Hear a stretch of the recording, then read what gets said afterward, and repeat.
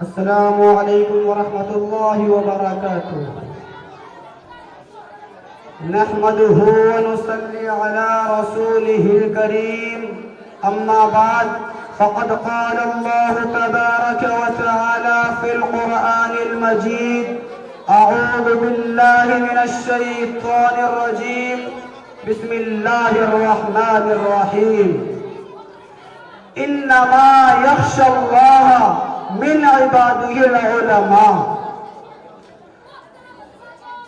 جنہیں میں ڈھونڈتا تھا آسمانوں میں زمینوں میں، جنہیں میں ڈھونڈتا تھا آسمانوں میں زمینوں میں، وہ نکلے میرے ظلمت خانہ دل کے مکینوں میں۔ قابل قدر سامعین احترام اور مہمان اعظام، آج میں ان یاران باصفا، شہیدان عشق و وفا، وارثان بلال اور عشاق نبی کے تذکرے کی سعادت حاصل کر رہا ہوں، جن کا قلب و جگر نبی کی عظمت سے معمور تھا، جن کا دل عشق نبی سے سرشار تھا، جن کے چہرے پر عزم و استقلال کی کرنیں جلوائے فگن تھی، جنہوں نے اہل جہاں کو نبی سے درس دیا، صنف انسانی کو محبت کا پیغام سنایا، عشق نبی کا طریقہ بتایا، محبت نبی کا راستہ دکھلایا، جن کو دنیا علماء دیوبند کے نام سے جانتی ہے۔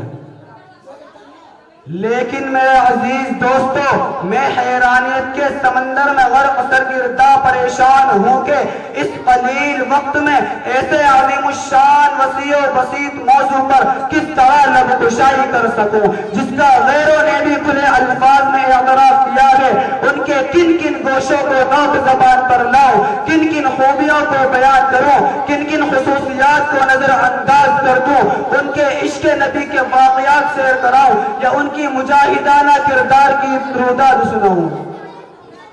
عشق نبی سے سرکار مولانا قاسم نانوتوی رحمت اللہ علیہ کے درس حدیث کی جھلک دکھاؤں یا جنگ آزادی کے موقع پر علماء دیوبند کی عشق نبی کی تاریخ بتاؤں، کیا کیا بتاؤں اور کہاں تک بتا سکتا ہوں۔ خدا را جاؤ، اگر تم سے ہو سکے تو علماء دیوبند کی عشق نبی کی داستہ تاریخ کے اوراق سے پوچھو، مکہ کی گلیوں سے پوچھو، مدینے کے ریگستانوں سے پوچھو، بالا کوٹ کی پہاڑیوں سے پوچھو، مالٹا کے قید خانوں سے پوچھو، یہ سب تمہیں علماء دیوبند کی عشق نبی کے نغمے سنائیں گے، جنہوں نے عشق نبی کے خاطر اپنی جان آفری کے حوالے کر دی۔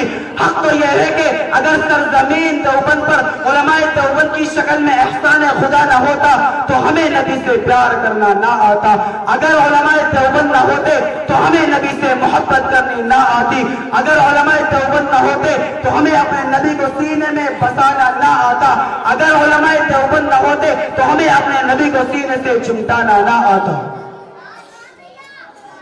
دوستو، مولانا قاسم نانوتوی رحمت اللہ علیہ کی ہستی سے کون ناواقف ہے، انہیں کون نہیں جانتا، جو علماء دیوبند کے سب سے بڑے لیڈر، سب سے بڑے قائد، سب سے بڑے رہنما ہیں۔ جب بیت اللہ حج کرنے کے لیے جاتے ہیں، مدینے کے قریب پہنچتے ہیں، مدینے سے 7 میل پہلے اپنا جوتا اتار لیتے ہیں۔ کسی نے کہا حضرت یہ پتھریلی زمین ہے، پیروں میں پتھر لگیں گے، پیروں میں زخم آ جائے گا۔ فرمایا پتھروں کی کوئی بات نہیں، زخم کی کوئی بات نہیں، میں جوتا اس لیے اتارتا ہوں کہ شاید آج سے 1400 سال پہلے اس سرزمین پر رسول اللہ صلی اللہ علیہ وسلم کے نبوت والے قدم آئے ہو، اور نانوتوی کا گستاخ جوتا کہیں رسول اللہ کے قدموں پر نہ آ جائے۔ اللہ اکبر، اللہ اکبر، ماشاءاللہ۔ اور ایک موقع پر مولانا قاسم نانوتوی رحمت اللہ علیہ کو انگریز گرفتار کرنے کے لیے آئے تو 3 دن روپوش ہو کر باہر نکل گئے۔ کسی نے کہا حضرت آپ 3 دن کے بعد باہر نکل گئے، ابھی تو آپ پر وارنٹ باقی ہے، انگریز آپ کو پھانسی دے دے گا۔ تو مولانا قاسم نانوتوی رحمت اللہ علیہ نے عجیب بات بیان فرمائی، فرمایا کہ میں 3 دن گرفتاری کے خوف سے نہیں چھپاتا، مجھے جان کا کوئی خطرہ نہیں، مجھے جان کی کوئی پرواہ نہیں، اس کا کوئی غم نہیں، انگریز پکڑے یا پھانسی دے دے، اب میں ہرگز روپوش نہیں ہو سکتا، اور خدا کی قسم میں 3 دن بھی روپوش نہ ہوتا اگر غار ہرا میں میرا پیغمبر 3 دن نہ رہا ہوتا۔ کہیں میرے پیغمبر کی یہ سنت نہ چھوٹ جائے۔ اللہ اکبر! کیا عشق رسول تھا، کیا جذبہ تھا اتباع سنت کا، کیا شوق تھا تقلید پیغمبر کا۔ مسلمانوں ذرا سوچو تو صحیح، آخر وہ کون سی محبت تھی حضور کی جس نے مولانا قاسم نانوتوی رحمت اللہ علیہ کو نبی کا دیوانہ بنا دیا۔ وہ قاسم نانوتوی رحمت اللہ علیہ مدینہ منورہ میں عجیب اشعار کہتا ہے۔ رسول اللہ صلی اللہ علیہ وسلم کے روزے کے باہر کھڑے گے، کسی نے کہا حضرت اندر نہیں جاتے، تو فرمایا اندر جانے کی اجازت نہیں ہے، اور جب اندر گئے تو مسکراتے ہوئے باہر آئے۔ کسی نے پوچھا کیا ہوا، تو فرمایا میرے آقا کا تو مجھ پہ اتنا کرم تھا کہ بھر دیا دامن پھیلانے سے پہلے۔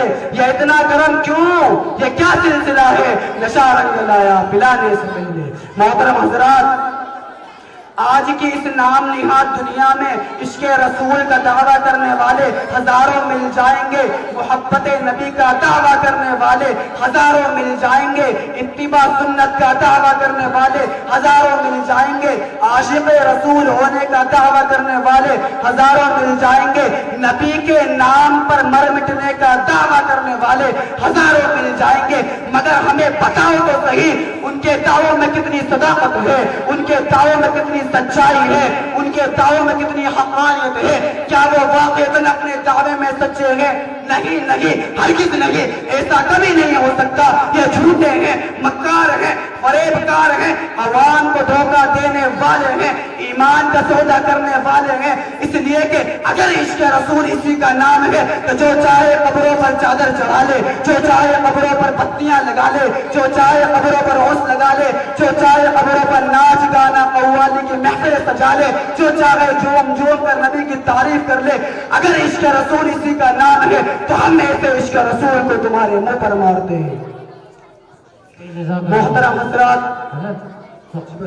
محترم حضرات، ہمیں عشق رسول چاہیے، مولانا قاسم نانوتوی رحمت اللہ علیہ کی طرح ہمیں عشق رسول چاہیے، بانی تبلیغی جماعت حضرت مولانا الیاس صاحب رحمت اللہ علیہ کی طرح ہمیں عشق رسول چاہیے، مولانا محمود حسن دیوبندی رحمت اللہ علیہ کی طرح ہمیں عشق رسول چاہیے، حکیم الامت حضرت مولانا اشرف علی تھانوی رحمت اللہ علیہ کی طرح۔ اللہ تبارک و تعالیٰ اس سب کی قبر پر سینکڑوں رحمت نازل فرمائے۔ اپنی تقریر کو ختم کرنا چاہتا ہوں شعر کے ساتھ۔ چمکتا رہے تیرے روزے کا منظر، سلامت رہے تیرے روزے کی جالی، ہمیں بھی آتا ہو شوق ابو ذر، ہمیں بھی آتا ہو جذبہ بلالی۔ وآخر دعوانا والحمدللہ رب العالمین۔ اس کے بعد مدرسے میں